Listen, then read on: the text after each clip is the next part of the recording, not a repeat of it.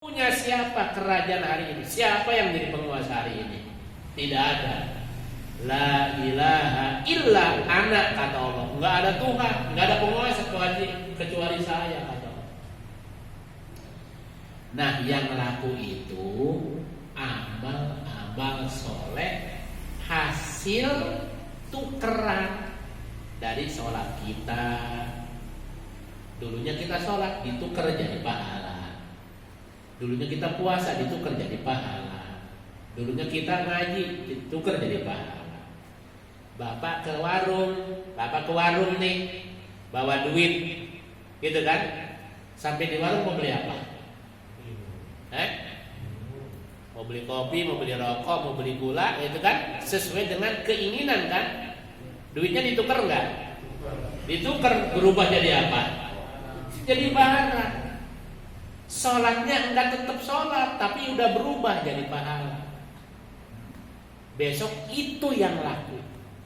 Coba bapak mau ngopi, tetap gitu, enggak mau ditukar tuh duitnya sama kopi. Ayo mau ngerebus kopi, ngerebus duit, nggak bakalan.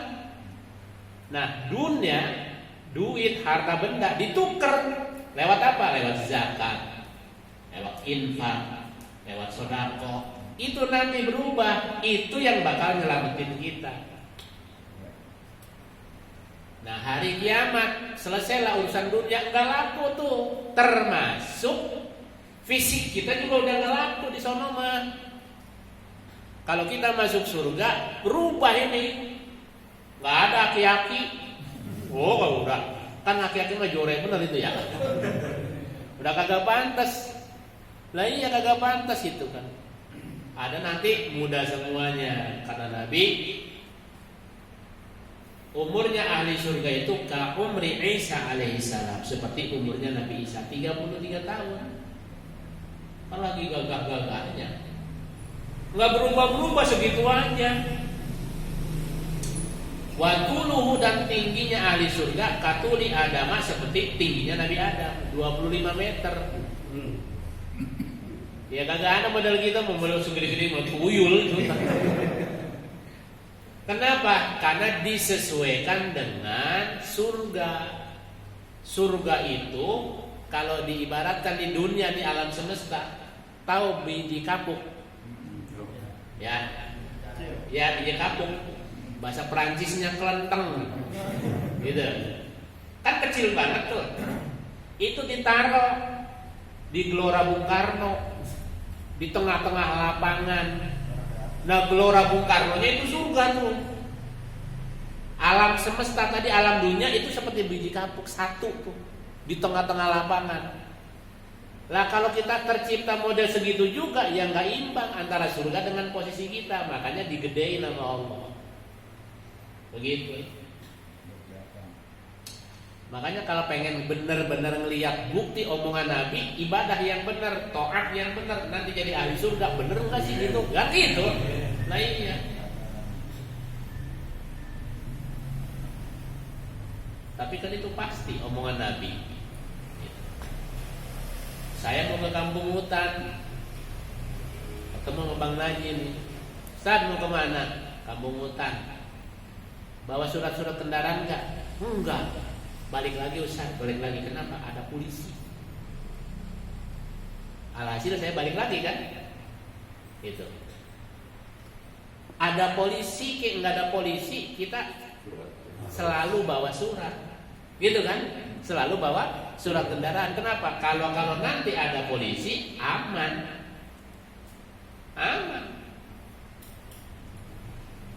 Kalau besok ada pertanyaan atau tidak ada pertanyaan, kalau sudah kita siapin, aman. Kalau kita kagak siapin, bener ada pertanyaan, gimana masalahnya? Gak bisa nyesel udah gak ada lakonnya, tinggal disiksa doang. Oleh karena itu, mempersiapkan hari kiamat dengan ibadah, supaya besok begitu hari kiamat kita aman. Wabil yaumil akhir. Kemudian yang terakhir, wabil qadari khairihi wa syarrihi minallahi ta'ala. percaya kepada qadar ya. Qadar itu apa? Wujud dari qada Allah. Ada qada, ada qadar ya. Yang masih bisa berubah itu qada. Yang masih bisa berubah. Karena qada adalah rencana Allah, agenda Allah. Kalau qadar itu kenyataan dari qada. Misalnya begini, rencana saya malam hari ini saya ngajar ngaji di sini jam 8:30, kan begitu? Itu rencana, kodok. Tetapi pas prakteknya jam 9, kenapa? Karena ada satu dan lain hal. Bapak-bapak juga sama. Niatnya mah dari sini mau ke Parung, mau apa? Mau nyari ikan. Di pasar Ciputat ketemu temen. Itu namanya kodok, rencana mau ke Parung.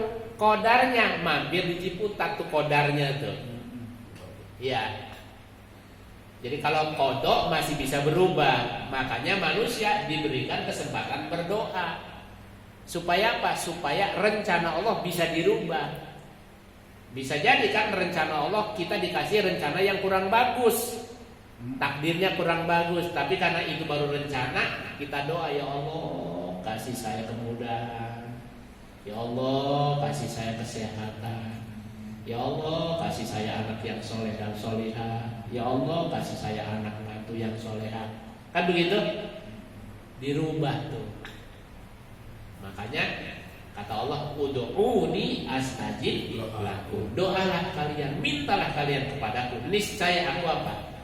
Aku kabulkan terkait dengan kodok tadi itu ya. Wa bil qadari khairihi wa syarrihi minallahi ta'ala. Jam 10 ya. Waduh. Sedikit lagi. Paslon ini satu pasal. Makna la ilaha illallah, maknanya la ilaha illallah. Apa maknanya? La ma'budah, tidak ada yang wajib diibadahi bihaqqin dengan sesungguhnya, dengan sebenar-benarnya, fil wujudi di dalam adanya, illallahu hanya Allah. Tidak ada yang wajib dipatuhi, hanya tidak ada yang wajib ditaati, hanya tidak ada yang bisa memberikan rezeki, hanya tidak ada yang bisa memberikan kehidupan, hanya Allah. Tidak ada yang mengambil kematian, hanya Allah. Semuanya hanya Allah. Nah kalau sudah hanya Allah, terus mintanya kemana? Ya ke Allah. Musim corona begini, ini kan kemauan Allah. Kemauan Allah sedang menguji hamba-hambanya. Setiap ujian dan setiap cobaan itu sebenarnya hikmahnya meningkatkan derajat hambanya. Contoh Pak, anak kita sekolah, terus ada ujian. Saya tanya, kira-kira kalau begitu daftar pengumuman, ternyata anak kita kagak masuk peserta ujian, kita girang apa kita kesel? Kan enak buat diuji. Kalau nggak masuk ujian berarti kan nggak lolos, nanti nggak naik ya. Itulah ujian. Sakit sebenarnya ada ujian. Untuk apa? Bukan Allah mau menyiksa hambanya, bukan mau Allah bikin susah hambanya, tapi Allah mau mendekatkan hambanya. Yang kemarin-kemarin mah orang pegang-pegang buku Yasin, begitu dirawat mah pesen nama anak mantunya, entar lu kalau kemarin bawa buku Yasin ya, gitu kan? Itu yang biasanya tasbih digantungin di belakang pintu. Begitu sakit mau dirawat di rumah sakit, entar lu jangan lupa ya, lu tasbih yang digantung di belakang pintu lu bawa. Tuh. Itu kan mendekatkan. Yang kedua, supaya sabar, naik sabarnya. Yang ketiga, supaya lahir pengakuan bahwa tidak ada yang bisa memberikan sakit dan memberikan kesembuhan kecuali Allah. Itu tujuannya begitu, luar biasa hikmahnya. Maka kalau dikasih sakit, terima kasih sama Allah. Alhamdulillah, ya Allah, alhamdulillah engkau saya dikasih sakit, tapi saya mah orang biasa, ya Allah, nggak tahan kalau sakit, buru-buru kasih sehat, ya Allah. Begitu nggak apa-apa ngomong begitu, ya kan? Jadi tidak ada yang wajib disembah, tidak ada yang wajib dipatuhi, tidak ada yang wajib ditaati kecuali Allah Subhanahu wa Ta'ala. Oleh karena itu, ibadah kita harus betul-betul maksimal, harus betul-betul total. Dan ini kan sebentar lagi kita masuk Ramadan. Harus diyakini bahwa Ramadan kali ini adalah Ramadan yang terakhir. Emang ada jaminan kita bisa sampai Syawal? Lah belum tentu. Jangan sampai Syawal, sampai Ramadan juga belum jelas. Emang berani saya sampai? Kan nggak berani kita. Tapi kita kan minta sama Allah, ya pengen kita puasa. Nah, kenapa diyakini bahwa besok Ramadan terakhir? Supaya tarawihnya benar. Jangan pengen ngebut, apalagi ditarget 7 menit kelar. Tarawih model apaan begitu? Ini sengaja ngintip-ngintip cari imamnya yang muda, yang cepet bacaannya, 8 rakaat itu kilat. Pesen, Bang, ntar bacanya pendek-pendek aja ya, begitu. La ilaha illallah. Ramadan itu bulan yang istimewa, di mana pahalanya lipat gandanya tak terhingga. Peluang, Bapak sekalian, peluang lagi diobral pahala sama Allah. Mau kapan lagi? Udah kemarin Ramadan kemarin kita sering apa? Sering bolong terawih.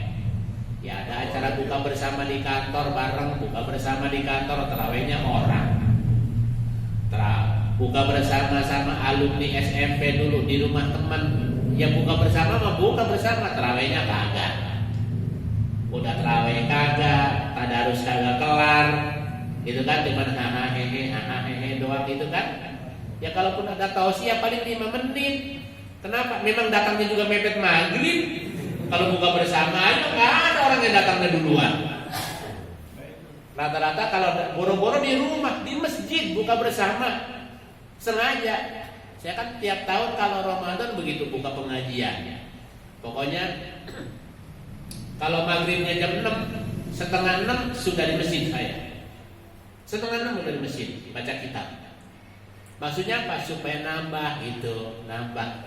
Memang enggak 5 menit lagi maghrib baru datang, coba bayangin aja. Itu kan namanya jamaah kurang beres. Kayak ustaz suruh datang duluan. Gitu kan? Ustaz suruh datang duluan, giliran buka dia nyamperin duluan coba. Namanya jamaah kurang beres itu. Ya, saya kira ini saja kajian kita malam hari ini. Mudah-mudahan kita semakin imannya semakin baik, ya, ibadahnya semakin baik. Mohon doanya. Kebetulan anak saya yang bontot lagi dirawat ini kena tipes. Mohon izin, mohon ridhonya baca Fatihah, mudah-mudahan cepat sembuh. Juga mungkin anak bapak, cucu bapak sekalian yang sehat mudah-mudahan tetap sehat, belajarnya tetap baik, ibadahnya tetap kuat, rezekinya diberkahi oleh Allah Subhanahu wa taala. Al-Fatihah.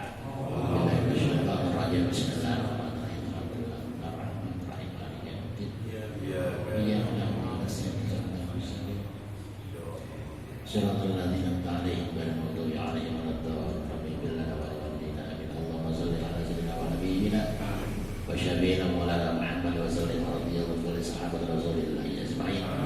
Bismillahirrahmanirrahim. Alhamdulillahirabbil alamin hamdan ya'budu wa yukafi mazidah. Ya Rabbana lakal hamdu wa lakal mulku wa lakal syukru kama yanbaghi li jalali karimi wa 'azimi sultanik. Allahumma shalli 'ala sayyidina Muhammadin nabiyika wa nabiyyika wa rasulika nabiyil ummi. Allahumma ya Allah ya Rahman ya Rahim ya Malik ya Qudus ya Salam ya Mu'min ya Mu'min ya yasir. Ya Hayyu ya Qayyum ya Dzal Jalali wal Ikram. Allah ya Allah anugerahkan kepada kami ilmu yang manfaat, rezeki yang barokah, semangat ibadah yang baik, sehat jasmani dan sehat rohani bagi kami, bagi orang tua kami, bagi istri dan anak-anak kami, juga guru-guru kami ya Allah. Jadikan kami orang-orang yang istiqomah di dalam taat ya Allah. Jadikan anak-anak kami anak-anak yang ahli ilmu dan ahli ibadah, dihiasi dengan akhlak dan budi pekerti yang luhur. Yang sakit ya Allah mohon diangkat penyakitnya dan disehatkan kembali agar dapat menuntut ilmu dengan sebaik-baiknya. Yang sehat semoga dapat menggunakan kesehatannya untuk taat kepadamu ya Allah. Rabbana atina fid dunya hasanah wa fil akhirati hasanah wa qina adzabannar. Rabbana taqabbal minna innaka antas samiul alim wa tub 'alaina innaka antat tawwabur rahim. Wa sallallahu ala sayyidina Muhammadin nabiyil ummi wa ala alihi wa sahbihi walhamdulillahi rabbil alamin. Assalamualaikum warahmatullahi wabarakatuh.